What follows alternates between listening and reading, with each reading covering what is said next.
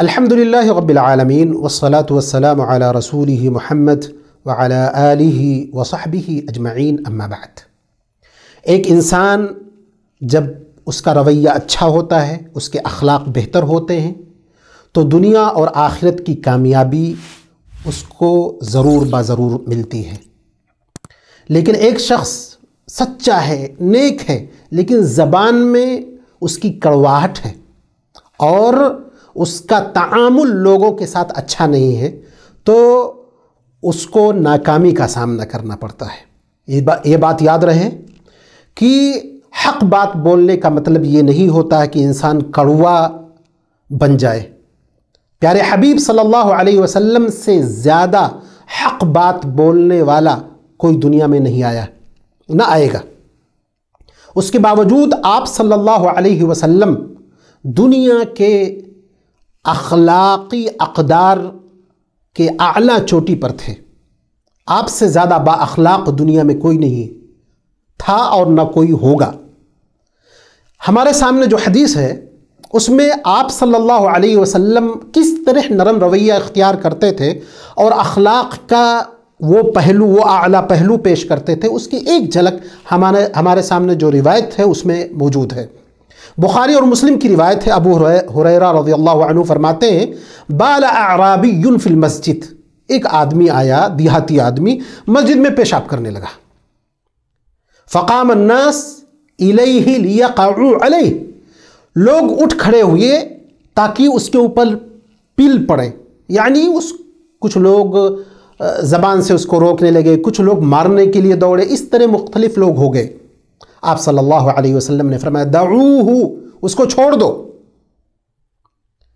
پھر آپ صلی اللہ علیہ وسلم نے فرمایا احریقو، اس کے اوپر پھینک دو، سجیلن او ذنوب من ماء، ایک ڈول پانی لاؤ اور اس کے پر پھینک دو۔ بعض روایتوں میں آتا ہے کہ آپ صلی اللہ علیہ وسلم نے خود اس پر پانی اڈیلا، اور پھر آپ صلی اللہ علیہ وسلم نے فرمایا انما بعثتم میسرین، تم کو اللہ نے آسانی پیدا کرنے کے لیے بھیجا ہے، وَلَمْ تُبْعَثُوا مُعَسِّرِينَ، تم کو تنگی کرنے کے لیے نہیں بھیجا ہے۔ آپ دیکھیں ایک آدمی آیا اور مسجد میں پیشاب کرنے لگا، بڑی معیوب چیز ہے جیسا کہ حدیث میں آئے گا ابھی اور دوسری جو روایتیں ہیں، لیکن اس کے باوجود بھی آپ صلی اللہ علیہ وسلم اتنا حکیم تھے، بردبار تھے، آپ صلی اللہ علیہ وسلم نے لوگوں کو منع کر دیا، اس کو اپنی حاجت پوری کرنے دے دو۔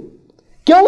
اس لیے کہ وہاں سے وہ لوگ مارنے دوڑیں گے، بھاگے گا، پوری مسجد ناپاک کرے گا، تو ایک حکمت یہ تھی۔ دوسری آپ صلی اللہ علیہ وسلم کی عادت مبارکہ، اخلاق حسنہ۔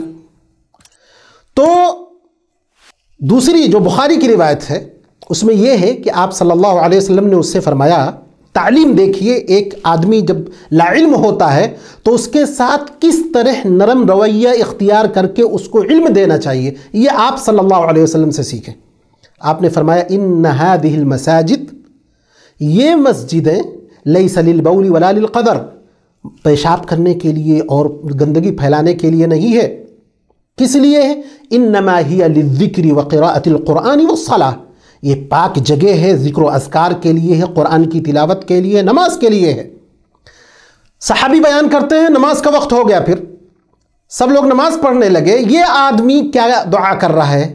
اللہم ارحمنی ومحمدا ولا ترحم معنا احد، اے اللہ میرے اوپر رحم کرنا، محمد کے اوپر رحم کرنا، اور کسی کے اوپر رحم مت کرنا۔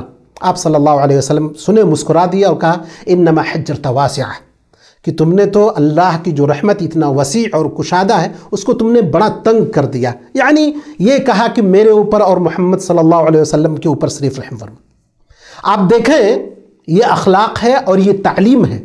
اس سے ایک بات اور معلوم ہوئی کہ اگر کوئی شخص جہالت میں کوئی چیز کر دے، جس کو علم نہ ہو اور وہ کر گزرے، تو اللہ کے حقوق کے تعلق سے اگر ایسا کیا ہے اس نے تو اللہ تبارک و تعالی معاف کرے گا، لیکن بندوں کی حق تلفی ہوئی ہے تو بندوں سے معافی، تلافی یا ان کے حقوق کی واپسی ضروری ہے۔ تو اس حدیث میں ہم کو آپ صلی اللہ علیہ وسلم کا جو نرم رویہ جاہلوں کے ساتھ، نادانوں کے ساتھ ہوتا تھا، اس کی ایک جھلک صحابی رسول ابو ہریرہ رضی اللہ عنہ نے بیان فرمائی ہے۔ یہ چند باتیں تھیں اس حدیث میں۔ اللہ تبارک و تعالیٰ سے دعا ہے کہ اللہ ہمیں بھی با اخلاق بنائے، ہمیں نرم خو بنائے، اللہ ہمیں تحمل اور برداشت کی توفیق عطا فرمائے۔ وآخر دعوانا الحمد للہ رب العالمین۔